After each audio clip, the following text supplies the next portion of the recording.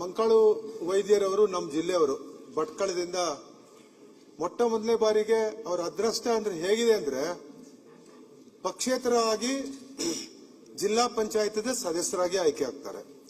ಜಿಲ್ಲಾ ಪಂಚಾಯತ್ ಸದಸ್ಯರಾಗಿ ಆಯ್ಕೆಯಾಗಿ ಒಂದೇ ಬಾರಿ ಸದಸ್ಯರಾದವರು ಎರಡನೇ ಕಂತಿನಲ್ಲಿ ಅವರಿಗೆ ಜಿಲ್ಲಾ ಪಂಚಾಯತ್ ಉತ್ತರ ಕನ್ನಡ ಜಿಲ್ಲಾ ಪಂಚಾಯತ್ ಉಪಾಧ್ಯಕ್ಷರಾಗುವಂತ ಒಂದು ಯೋಗ ಸಹ ಆ ಸಂದರ್ಭದಲ್ಲಿ ಬಂದಿದ್ದು ನನಗೆ ನೆನಪಿದೆ.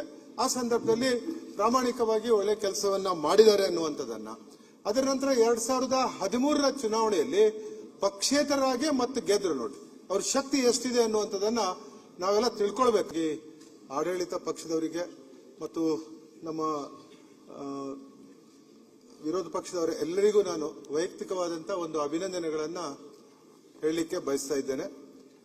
ಬಹುಶಃ ಮಂಕಾಳು ವೈದ್ಯರವರು ನಮ್ಮ ಜಿಲ್ಲೆಯವರು ಭಟ್ಕಳದಿಂದ ಮೊಟ್ಟ ಮೊದಲನೇ ಬಾರಿಗೆ ಅವರ ಅದೃಷ್ಟ ಅಂದ್ರೆ ಹೇಗಿದೆ ಅಂದ್ರೆ ಪಕ್ಷೇತರವಾಗಿ ಜಿಲ್ಲಾ ಪಂಚಾಯತ್ ಸದಸ್ಯರಾಗಿ ಆಯ್ಕೆ ಆಗ್ತಾರೆ.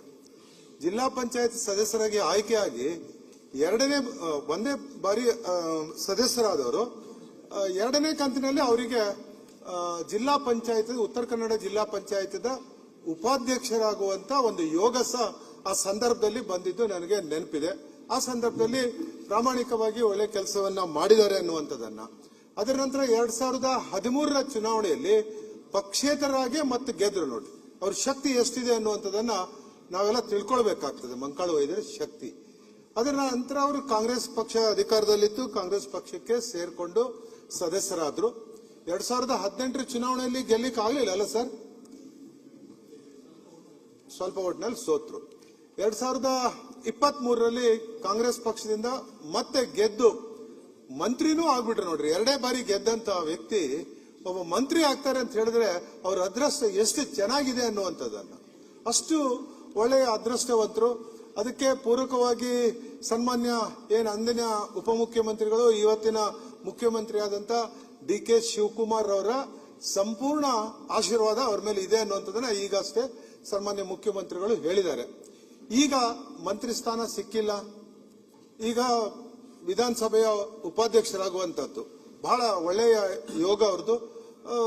ಬಹಳ ಪ್ರಾಮಾಣಿಕವಾಗಿ ನಮ್ಮ ಜಿಲ್ಲೆ ಬಗ್ಗೆ ವಿಶೇಷವಾದಂತ ಆಸಕ್ತಿಯನ್ನ ಇಟ್ಕೊಂಡು ಕಾಳಜಿಯನ್ನ ಇಟ್ಕೊಂಡಂತ ಒಬ್ಬ ಮಂಕಾಳು ವೈದ್ಯರನ್ನ ಉಪಾಧ್ಯಕ್ಷರಾಗಿ ಮಾಡಿದ್ದಾರೆ.